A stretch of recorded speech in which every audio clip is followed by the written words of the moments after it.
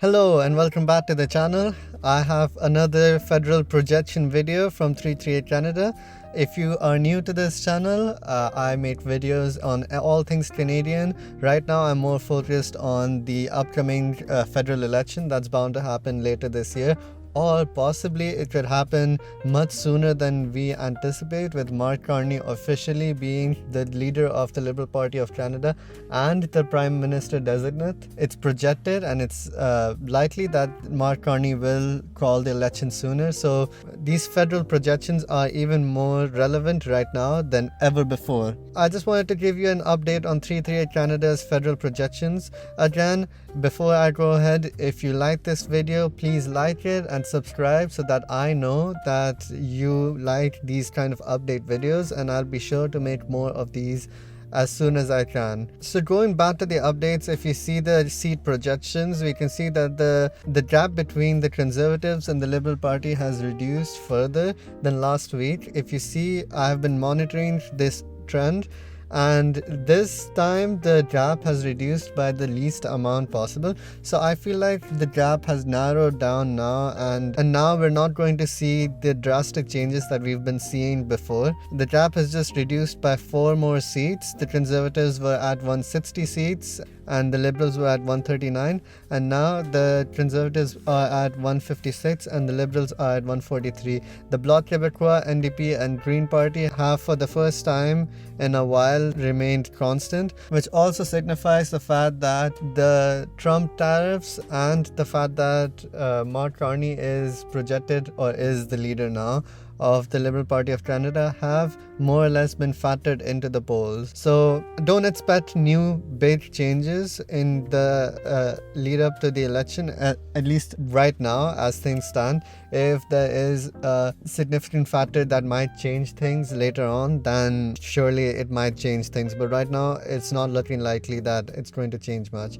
If you see provincially as well, the biggest changes were in Atlantic Canada, which has continued its rise for the Liberal Party and its decline for the Conservatives, with the Conservatives dropping from 11 projected seats to 7, while the Liberals have gained from 21 to 25. NDP remain at 0. With the other provinces, there have been only minor changes. Quebec for the first time has been constant throughout, with all 4 parties that are projected to win at least 1 seat. With Ontario, there was minor changes where it was a slightly liberal province with 61 liberal seats to 57 conservatives. It's actually neck and neck now with 59 and 59.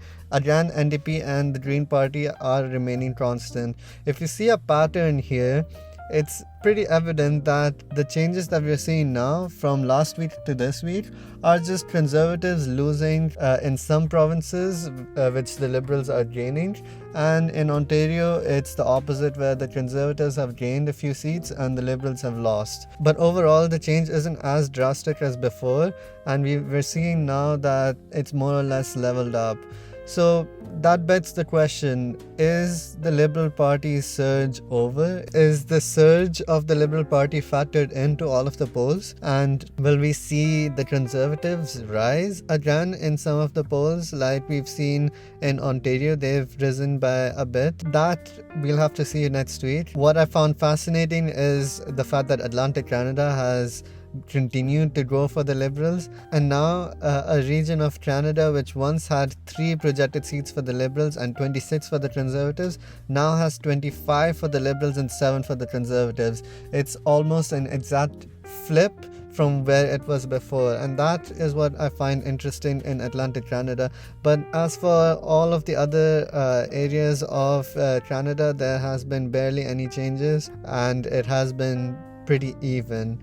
So I would love to see how this trend continues next week. As for the odds of outcome, 338 Canada actually predicts that the likelihood of a Conservative majority has increased from last week, while the likelihood of a Liberal Party plurality has decreased.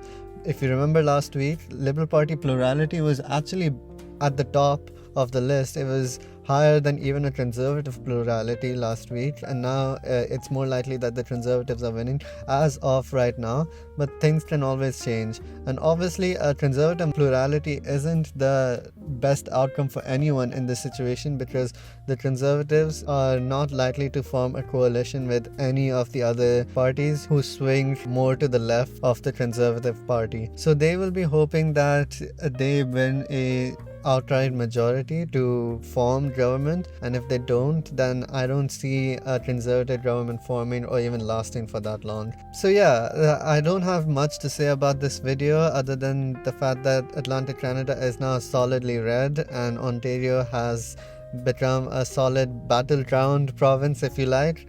And we'll see how this trend continues next week, and I'll make sure to keep you updated on it. And yeah, again, if you like this video, please like it and subscribe, and I'll see you next week with another update of 338 Canada's federal projections.